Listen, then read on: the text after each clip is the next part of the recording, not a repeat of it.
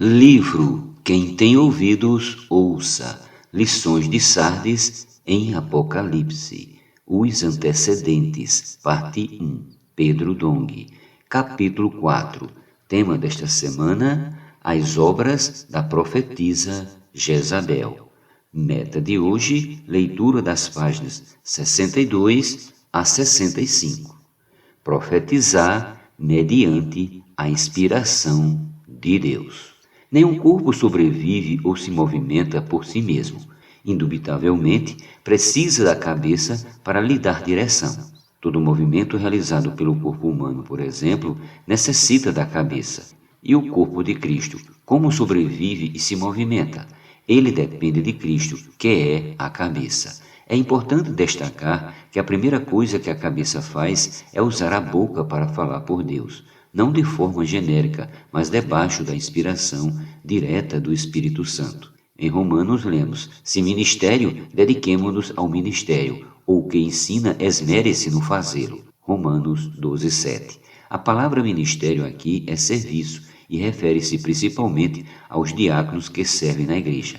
Então, aos que profetizam sob a inspiração direta do Espírito Santo e os que ensinam, não havendo concorrência entre eles. Uma nota da versão Restauração diz que o que ensina não faz conforme deseja, mas de acordo com a palavra profetizada sob a inspiração direta de Deus. Vemos assim que tudo tem uma só linha, um só fluir, pois tudo provém da cabeça. E ainda, o que exorta, faça-o com dedicação, o que contribui com liberalidade, o que preside com diligência, quem exerce misericórdia com alegria. Versículo 8. Semelhantemente, o que exorta o faz da mesma maneira que aquele que profetiza e aquele que ensina. No corpo humano, a cabeça manda em tudo. Não existe duas ordens. Assim também acontece na igreja. Cristo, a cabeça, é quem direciona seu corpo. Por isso, não há desordem. Os profetas de Deus falam a palavra de Deus. Contudo, existem níveis de profeta. Em 1 Coríntios lemos que o que profetiza fala aos homens, edificando, exortando e consolando. O que fala em outra língua a si mesmo se edifica, mas o que profetiza edifica a igreja. 1 Coríntios capítulo 14, versículos do 3 ao 4. A palavra profetizar aqui é falar por Deus. O versículo seguinte diz: eu quisera que vós todos falassem outras línguas, muito mais, porém, que profetizasses, pois quem profetiza é superior ao que fala em outras línguas, salvo se as interpretar, para que a igreja receba edificação. Versículo 5. Por exemplo, quando praticamos a imersão, falamos a palavra profética uns aos outros e, ao fazer isso, estamos profetizando, pois usamos a palavra de Deus. Esse tipo de profetizar edifica, consola e exorta. Por isso, todos os membros do corpo de Cristo devem exercitá-lo conforme lemos. Que fazer, pois, irmãos? Quando vos reunis, um tem salmo, outro doutrina. Este traz revelação, aquele outra língua, e ainda outro interpretação. Seja tudo feito para edificação, porque todos podereis profetizar, um após outro, para todos aprenderem e serem consolados. Versículos 26 e 31. Todos podemos e devemos profetizar para edificar, exortar e consolar uns aos outros. Esse tipo de profetizar vem da mesma origem da palavra profética, daquele que profetiza debaixo da inspiração direta de Deus, da revelação do Espírito Santo. Essa profecia dá direção à igreja, promovendo a liderança do Espírito Santo sobre o povo de Deus.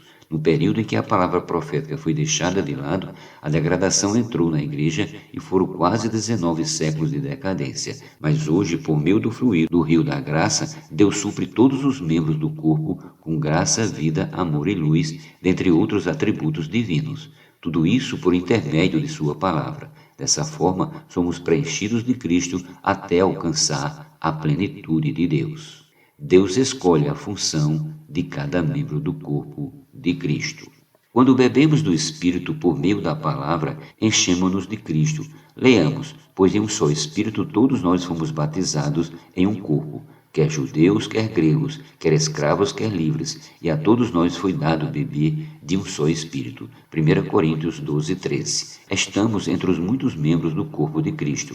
No versículo 15 lemos: se disser o pé, porque não sou mão, não sou do corpo, nem por isso deixa de ser do corpo. Um membro não deve almejar a função do outro, pois Deus deu função a todos. Por isso todos são igualmente importantes. Em nosso corpo, apreciamos todos os membros, não desprezamos nem mesmo um dedo com uma unha encravada. Quando isso acontece, todos os outros membros se mobilizam para cuidar dele. Nos versículos seguintes lemos: se o ouvido disser, porque não sou olho, não sou do corpo, nem por isso deixa de o ser. Se todo o corpo fosse olho, onde estaria o ouvido? Se todo fosse ouvido, onde o olfato? Mas Deus dispôs os membros, colocando cada um deles no corpo, como lhe aprouve. 1 Coríntios capítulo 12, versículos 16 ao 18. Veja que interessante. A expressão se o ouvido disser mostra que no corpo de Cristo até o ouvido fala. E não adianta o ouvido querer ser olho para achar que é mais bonito, pois é Deus quem determina a função de cada um, independentemente de nossa opinião. Sendo assim, não podemos escolher nossa função no corpo de Cristo. Deus nos coloca onde Ele quer, pois sabe o que é melhor para nós. De acordo com as Escrituras, é Deus quem escolhe e chama os profetas. O apóstolo Paulo foi escolhido e chamado por Deus.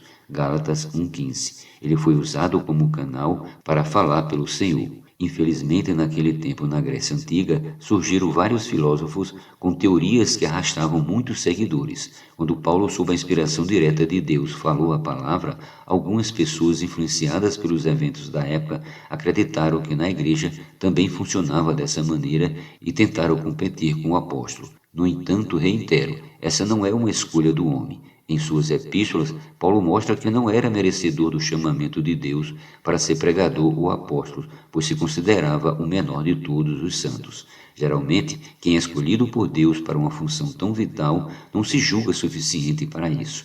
Assim foi com Paulo com Moisés, Êxodo 3:11, e com Jeremias, Jeremias 1:6. Eles nunca disputaram uma vaga de profeta, visto que é Deus quem dispõe os membros do corpo como lhe apraz. Assim cabe a nós obedecer e ser fiéis na função que o Senhor designou. Os que aceitarem a vontade de Deus serão abençoados.